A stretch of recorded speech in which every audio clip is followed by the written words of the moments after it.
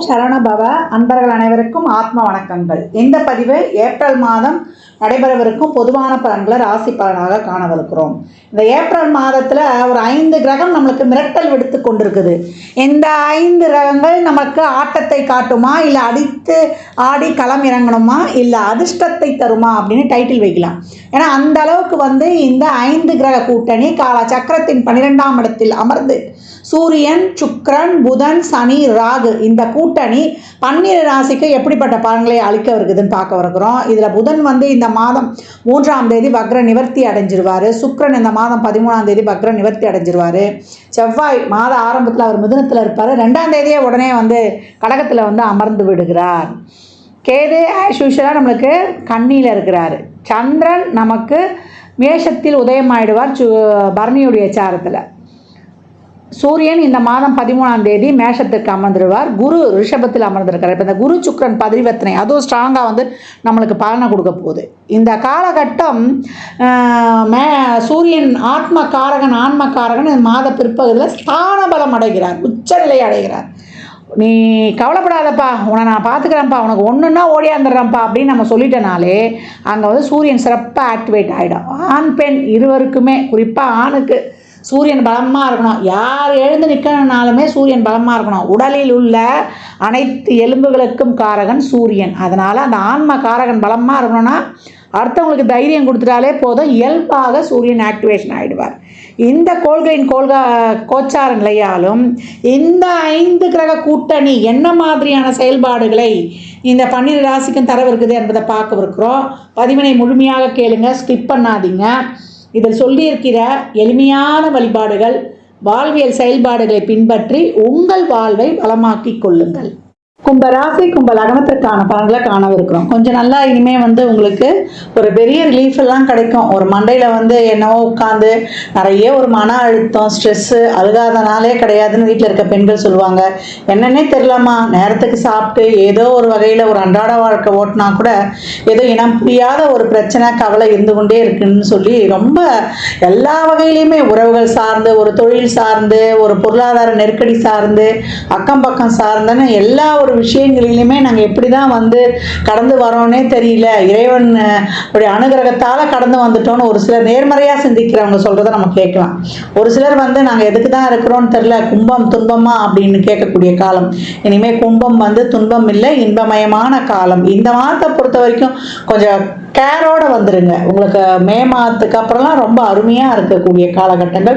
சமாளிச்சிடலாம். ரகத்தில் ராசியில் ராகு 7ல் கேது இருந்தாலுமே சமாளிக்கக்கூடிய ஒரு இதை வாய்ப்பு ஏற்பட்டுடும். கொஞ்சம் நம்ம கவனம் அதிகமாக தேவைப்படக்கூடிய மாதம் இந்த மாதம் மட்டும் இல்லாமல் இனி வரக்கூடிய காலங்கள் கவனமும் விழிப்புணர்வும் இருந்தால் சிறப்பாக கடந்துடலாம். ஏன்னா இந்த காலகட்டம் தொழில் மாற்றுறது, தொழிலில் ஒரு புதுசாக ஏதாவது நடவடிக்கை எடுக்கிறது அப்படின்லாம் இந்த காலகட்டம் வைத்து கொள்ளாதீங்க. ஏன்னா 3-10 செவ்வாய் நம்ம 6ல் நீசமாகி இருக்கிறார். கொஞ்சம் மாற்றங்கள் எல்லாம் கொஞ்சம் நீங்கள் பொறுமையாக கையாண்டுடுங்க அப்படின்னு சொல்லலாம். இந்த காலகட்டம் 2-4 பரிவர்த்தனை ஆகிட்டாங்க.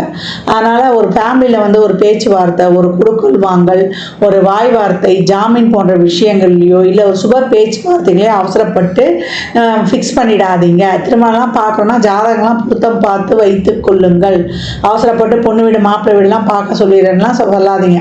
ஒரு நல்ல வார்த்தைகள்லாம் பேசணும்னா நம்ம பேச வேண்டியது எப்போ பேசுகிறோம், ஒரு வைகாசி மாதம் அந்த மாதிரி நீங்கள் ஒரு முகூர்த்த டேட்டோ இல்லை ஒரு நல்ல காரியங்கள் செய்கிறத வைத்துக் கொள்ளுங்க. இந்த காலகட்டம் கும்பம் தொழில் செய்கிற இடங்கள்ல, நம்ம வீட்டில், வெளியில், அக்கம் பக்கத்தில் பேச்சில் ரொம்ப கவனமாக இருக்கணும். ஒரு வார்த்தை வெல்லும், ஒரு வார்த்தை கொல்லும். அதே போல் தொழிலில் அதிரடியான மாற்றங்கள் செய்கிறேன்னு இப்போ எதுவும் இறங்கி விடாதீங்க. இந்த காலகட்டம் நீங்கள் எதுவும் ஒரு புதுசாக அடுத்து வரக்கூடிய காலங்களில் நாங்கள் சிறப்பாக செயல்பட போகிறோன்றதுக்கெல்லாம் நீங்கள் விவரங்களை சேகரிப்பதும் அதை நீங்கள் கண்காணிப்பதுமாக இருக்கணும். பொருளாதார நெருக்கடி அதிக அளவில் சந்தித்தவர்கள் இந்த மாதம் கைக்கு வாய்க்கு சரியாக இருக்குமா, வர்ற வருமானம் அது பாட்டு செலவாகிட்டே போகுது, குடும்ப தேவைகள், எதிர்பாராத செலவு, இல்லை வருமானமே இல்லை, நிறைய தொழிலை போட்டு முடங்கிடுச்சு அப்படின்னு சொல்லக்கூடியவர். கும்பத்தில் நிறைய பேர் வந்து இப்போ வருமானம் வந்து தான் இல்லை அப்படின்ற ஒரு சொல் வந்து இருந்துக்கிட்டே இருக்குது அப்படின்னு வந்து சொல்லலாம். இல்லத்தரசிகளுக்கு இனி வரும் இருக்கக்கூடிய அந்த ஒரு மன அழுத்தம், ஒரு பாரம், இதெல்லாம் வந்து கொஞ்சம் கொஞ்சமாக குறையும் அப்படின்னு வந்து சொல்லலாம். உங்களை பொறுத்த வரைக்கும் எல்லா வகையிலையுமே நீங்கள் எதிர்பார்த்த செயல்கள் நடக்கலையே, ஒரு சாதாரண விஷயம் கூட நம்ம நினச்சது நடக்கலையே அப்படின்ற ஒரு ஸ்ட்ரெஸ்ஸு வந்து இருந்து கொண்டே இருக்குது அப்படின்னு வந்து சொல்லியாச்சு. கும்பத்தை பொறுத்த வரைக்கும் இந்த காலம் வந்து எல்லா விஷயங்கள்லையும் ஒரு பொறுமை, நிதானம், சகிப்புத்தன்மை மேற்கொள்ளுங்க. உடல் ஆரோக்கியத்தில் கவனம் வச்சுருங்க. நிறைய இறை வழிபாடு மேற்கொள்ளுங்க. ரொம்ப வந்து ஸ்ட்ரெஸ்ஸாக இருந்தால் கோயிலில் போய் ஒரு தீபம் ஏற்றிட்டு அப்படியே அந்த தீபத்துக்கு முன்னாடி அமைதியாக உட்காந்துருங்க. இல்லை அந்த கோயில் கருவறையிலேயே நம்ம அந்த கோயில் வளாகத்திலேயே ஒரு 5 நிமிடம் மெடிடேஷன் பண்ணிட்டு வாங்க. உடலில் வந்து ஆரோக்கிய ஜீரண உறுப்புகள் டைமுக்கு சாப்பிடணும். காலைல ஒரு 9 மணிக்குள்ளே, மத்தியானம் வந்து ஒரு 1:30க்குள்ளே, இரவு வந்து 7:30க்குள்ளே சாப்பிட்டு நடைப்பயிற்சியை மேற்கொள்வவங்களுக்கு உடல் ஆரோக்கியமாக இருக்கும். வண்டு வாகனங்களில் செல்லும்பொழுது கூடுதல் கவனம் தேவை. மாணவர்கள் வந்து இந்த காலகட்டம் படிப்பில் அதிக கவனத்தை செலுத்தி உங்களுடைய எதிர்காலத்திற்கான திட்டங்களை வந்து திறம்பட மேற்கொள்ளுங்க அப்படின்னு வந்து சொல்லியாச்சு. இந்த காலகட்டத்தை பொறுத்த வரைக்கும் உங்களுடைய அனைத்து விஷயங்கள்லையும் ஒரு பொருளாதாரம் கொடுக்கல் வாங்குறது, உங்கள் உடல்நிலை, உடல் சார்ந்த விஷயத்தில் எல்லாத்துலேயும் கொஞ்சம் கூடுதல் கவனம் எடுத்துக்கொள்வது ரொம்ப சிறப்பு. எல்லாமே நடக்கும் செயல்கள், அதற்கான முயற்சியை போடுங்க, அதற்கான வழிமுறைகளை கையாளுங்க. ஆனால் இறுதி முடிவு இப்போ எடுக்காதீங்க. யாருக்கும் வந்து எந்த உத்தரவாதத்தையும் கொடுத்துடாதீங்க. அதெல்லாம் அடுத்து வரக்கூடிய மாதங்களை நம்ம கொடுத்துக்கலாம். மற்றபடி கும்பம் ஒரு நார்மலாக ஒரு லைஃப் ஓடுது, ஒரு நார்மலாக ஒரு ஜாபில் இருக்கிறோம், நார்மலாக சம்பாதிச்சுட்டு போகுது அப்படின்னா விட்டுருங்க. அந்த லைஃப் அப்படியே இருக்கட்டும். வயதில் மூத்தவங்க இந்த காலகட்டம் வந்து ரொம்ப நீங்கள் வந்து உடல் ஆரோக்கியத்தில் மட்டும் கவனம் வச்சுக்கிட்டு ரொட்டீன் லைஃப் சிறப்பாக போனாலே நிம்மதின்னு கிருஷ்ணா ராமா கோவிந்தான்னு ஒரு பெரிய கும்பிடு போட்டுட்டு கடந்து வந்துடுங்க. கும்ப ராசி லக்னக்காரர்கள் கோளறு பதிகம் படிப்பது, அதே போல் சிவ வழிபாடு செய்வது, பிரதோஷ தினங்களில் அபிஷேகத்திற்கு நீங்கள் வந்து உங்களால் இயன்ற பொருள் எது வேணுமானாலும் வாங்கி கொடுக்கலாம். கரும்புச்சாறு வாங்கி கொடுங்க, ரொம்ப தன வருவாய் சிறப்பாக இருக்கும். கும்ப ராசி லக்னக்காரர்கள் அனைத்து விதமான நலன்களையும் பெற என் மனமார்ந்த வாழ்த்துக்களை தெரிவித்துக் கொள்கிறேன். இந்த காலகட்டம் 12 ராசிகளும் வந்து இந்த அன்னதானம் பண்ணுறதை தாராளமாக பண்ணுங்கள். வாயில்லா ஜீவன்களுக்கு வந்து தாராளமாக உங்களால் இயன்ற உதவிகளை செய்யுங்க. இல்லை அந்த மாதிரி இருக்கிற அமைப்புங்களுக்கு நிதி உதவி பண்ணிவிடுங்க. முதியோர் இல்லங்கள், தூய்மை பணியாளர்கள், துப்புரவு பணியாளர்களுக்கு உங்களால் இயன்ற உதவிகள்லாம் தாராளமாக செய்யுங்க. ஏன்னா சனி இருக்கக்கூடிய இடம் 12ஆம் இடம். எவ்வளோக்கு எவ்வளோ நீங்கள் தான தர்மங்கள்லாம் பண்ணுறீங்களோ தேவையில்லாத விரயங்கள், நம்ம மனசு கஷ்டப்படுற மாதிரி ஒரு ஹாஸ்பிட்டல் செலவெல்லாம் ரொம்ப குறையும், அனாவசிய செலவு குறையும். இந்த மாதிரி நல்ல காரியங்கள்லாம் செய்யும்பொழுது நம்மளுக்கு சந்தோஷமாக செலவு பண்ணிடலாம். அதே போல் நல்லெண்ணெய், தேங்காய் எண்ணெய், வேப்பெண்ணெய், இழுப்பெண்ணெய், நெய், விளக்கெண்ணெய் போட்டு அந்த 6 தீபம் எழுத்து சொல்லியிருப்பேன் இல்லையா, அதை எப்போல்லாம் டைம் கிடைக்குதோ நம்ம வாசலே ஏற்றலாம். ஷட்கோண தீபம் வாசலே ஏற்றலாம், நடுவில் நெய் தீபமும் ஏற்றலாம், இல்லை முருகர் படம் இருந்தாலும் வைக்கலாம். இந்த மாதிரி ஏற்றி வழிபடும்பொழுது உங்களுடைய அனைத்து விதமான பிரச்சனையும் தீரும். இந்த வேப்பெண்ணெய்லாம் ஊற்றி எழுதும்போது வாசல் எடுத்துங்க. வீட்டில் எழுத்தும்போது 1 சொட்டு 2 சொட்டு அந்த காமாட்சி அம்மன் விளக்குலையே கூட நீங்கள் ஊற்றிடும்போது ரொம்ப சிறப்பாக இருக்கும்.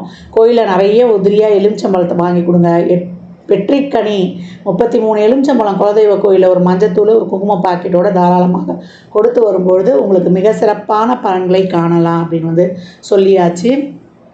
அதே போல் இந்த காலகட்டம் வந்து அனைவருமே நிறைய எவ்வளோக்கு எவ்வளோ பழைய ஆலயங்களுக்கு, சிவாலயங்களுக்கோ இல்லை இறை வழிபாடுகளை மேற்கொள்ளுங்க. அந்த ஆலயங்களில் சென்று அமருங்க. ஏன்னா அந்த பிரமிடு வைடுடைய முழு பலன்களும் ஆலயத்தில் அந்த கோபுர அமைப்பு மாதிரி இருக்கக்கூடிய நம்ம கருவறை வளாகம் இல்லை கோயிலை சுற்றி வர அந்த ஆகர்ஷண சக்தி அப்படியே இருக்கும். அந்த ஆகர்ஷண சக்தி நம்ம உடலில் உள்ள உயிர் சக்தியோடு இணையும் பொழுது மிக சிறப்பான பலன்களை நீங்கள் கண்கூடாக பெற்றுக்கொள்ளலாம். அன்பர்கள் வந்து பதிவினை முழுமையாக கேளுங்க. தாங்கள் கேட்பதோடு மட்டுமல்லாமல் உங்கள் உற்றார் உறவினருக்கும் பகிருங்க.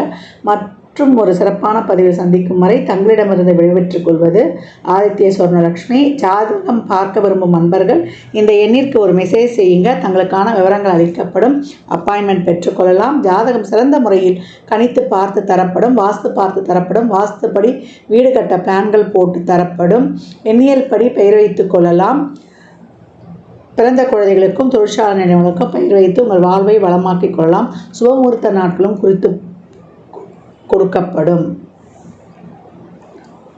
இறையருளால் அனைத்தும் நிறைவாகட்டும்.